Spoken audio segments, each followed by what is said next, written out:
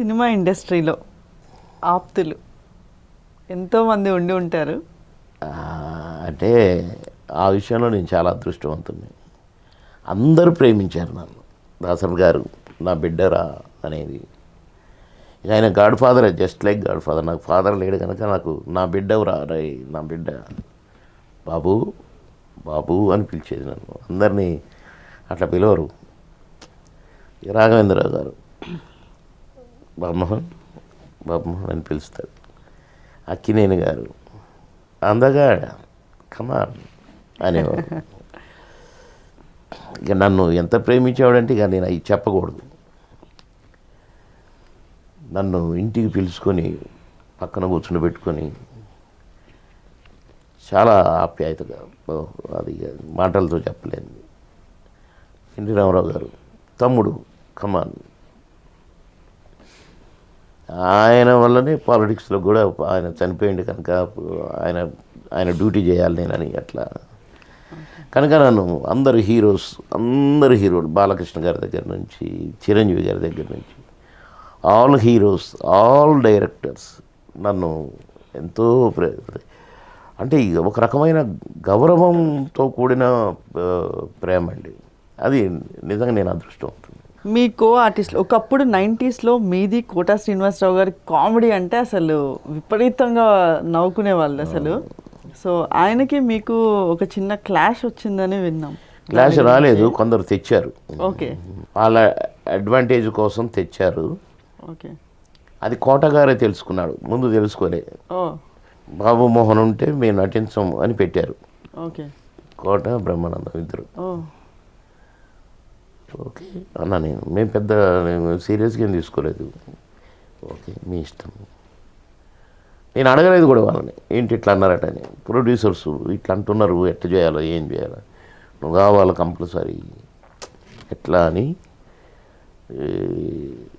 నాకు ఒక పాట పెట్టడం, 2 సీన్లు పెట్టడం పెట్టారు. ఇక ఓకే. డిస్కో శాంతి కానీ, సిల్క్ స్మిత కానీ, జయలలిత కానీ, పాకిజా కానీ, ఒక పాట 2 సీన్లు, ఒక పాట 2, ఆ సీజన్ మొదలైంది. అట్లా కూడా భూమి ఉంటే ఏమో కూర ఉంటే ఏమో హిట్టు, ఇంకేదో హిట్టు అట్లా భూమి ఏమో ఇటు సాంగులతో కూడా హిట్లు కొడుతున్నాడే అని మళ్ళీ సేమ్ ఒక వ్యక్తి ఇది పెట్టాడు. మళ్ళీ కాంప్రమైజ్ అని పెట్టారు దాసరి గారి దగ్గర. మళ్ళీ అది పాపం రాజేంద్ర ప్రసాద్ గారు బాగా లేదు మీరు ముగ్గురు కలిసి ఉండాలి, మీరు ముగ్గురు అవసరం ఇండస్ట్రీకి అని అట్లా కాంప్రమైజ్. అట్లా బైకాటన్ అని బాబుమోహనుడు చేయమని మన కోటగారే తెలుసుకొని ఆ తర్వాత ఆ వ్యక్తిని చాలా ఇప్పటికీ తిడతాడు. అట్లా వరవలేని వాళ్ళు ఎక్కడైనా ఉంటారండి. అయితే మా కాంబినేషన్ని చూసి వరవలేకపోయారు, మా సక్సెస్ని కూడా వరవలేకపోయారు. మేము ఉంటే చాలు అనుకునే ఇది.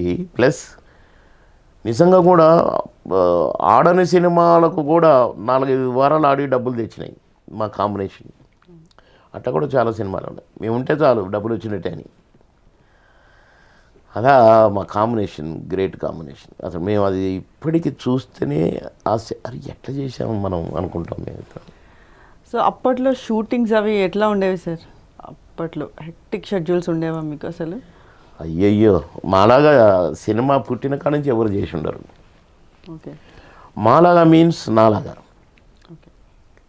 నేను పాపం కోటన్న కాంబినేషన్ ఉంటే ఆయనది త్వరగా కంప్లీట్ చేసి బ్యాలెన్స్ వర్క్ నేను నా అన్నీ సపరేట్గా చూసుకోండి, మా ఇద్దరు కాంబినేషన్లో తీసే షార్ట్స్ వర్క్ తీసి అన్నాడు పంపండి అనేది. ఓకే. మా బ్రహ్మానందం అట్లా కాదు, వాడు ముందే ప్లానింగ్ ఉండేటోడు.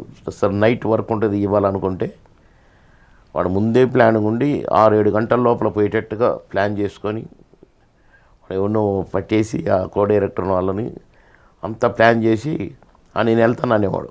అప్పుడు తెలిసేది మాకు, రే చూసావరా వాడు అని. కోటన్న అన్న నువ్వు కూడా పోదులే మనం ప్లాన్ చేసుకుందామని అప్పుడు మేము ప్లాన్ చేసి కో డైరెక్టర్ పెట్టుకొని అన్న షార్ట్స్ ఏమేమి ఉన్నాయి మా ఎన్ని సీన్లలో ఒకే షాట్లో పెట్టే సీన్లు ఎన్నో, చిన్న సీన్ ఉంటే ఒకటే షాట్ పెట్టమనే వాళ్ళం. అట్లా కొట్టేసి కోటనన్ను త్వరగా పంపేది నేను. ఒక్కొక్కసారి నా మీద జాలేసి, అరే పాపం నువ్వు నన్ను పంపించి మొత్తం మీద వేసుకున్నావురా నువ్వు అని నా షూటింగ్ అయిందా కూర్చునేవాడు కోటన్న. వాడు అట్లా కాదు, అసలు మాకు చెప్పకుండానే పోయేవాడు ఒక్కొక్కసారి బ్రహ్మానందం. అట్లా రోజుకు 5-6 షూటింగ్లు చేసిన రోజులు ఉన్నాయి. మేము ఒక ఒక ఒక 7 years 7 to 9 years అందాజగా నేనైతే రోజుకు 5 లేక 6 షూటింగ్లు. అక్కడ 2 గంటలు, ఇక్కడ 2 గంటలు, ఆడ 3 గంటలు, 4 గంటలు, తెల్లవారుజామున 4 to 6, 12 to 6, 2 to 6 ఎన్ని సినిమాలు చేశాము. ముఠా మేస్త్రి సినిమాకు కూడా మా డేట్లు కుదరక బ్రహ్మానందానికి రాయి 4 to 6 చేసినాం. చిరంజీవి గారి కాంబినేషన్. చిరంజీవి గారు వచ్చారు 4 o'clockకి. గజగజగా మునిగిపోయినాం ఆ రోజు అయితే మేమైతే. అంటే 3 నెలల నుండి కుదరట్లేదు. ఇక ఒకరోజు చిరంజీవి గారు కూర్చుని పెట్టి, అసలు ఎట్లా చేద్దాం మరి సినిమా రిలీజ్ చేయొద్దాయిగా, మీ ఇద్దరి కాంబినేషన్ దొరకట్లేదు, నువ్వు దొరికితే బ్రహ్మాండం దొరకట్లేదు, బ్రహ్మాండం దొరికితే నువ్వు దొరకట్లేదు, ఎట్లా అంటే అన్న నేను ఎప్పుడంటే అప్పుడు చేయడానికి రెడీ అన్నా అని నేను అంటే, మరి రేపు కుదురుద్దు అన్న, రేపు సారీ అన్న, సరే బ్రహ్మ నీకు నాకు కుదురుద్ది అనేవాడు. అట్లా ఇక ఒక వారం 10 రోజులు అన్ని డేట్లు అడిగి ఈ టైం నాకు కుదిరితే వాడికి కుదరట్లే, వాడికి కుదిరితే నాకు కుదరట్లే. నేనే డిసైడ్ చేస్తున్నా, మీరు ఏం చేస్తారో నాకు అనవసరం, ఫలానా రోజు 4 to 6 చేస్తున్నాం అంతే అన్నాడు. అంటే అన్న కూడా బాధపడుతున్నాడు మా పరిస్థితి చూసి.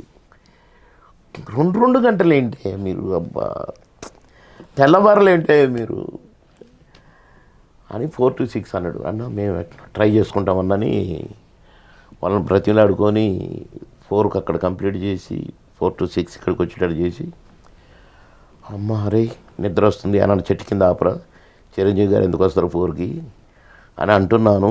సారథి స్టూడియోలో ఎంటర్ అయ్యాను.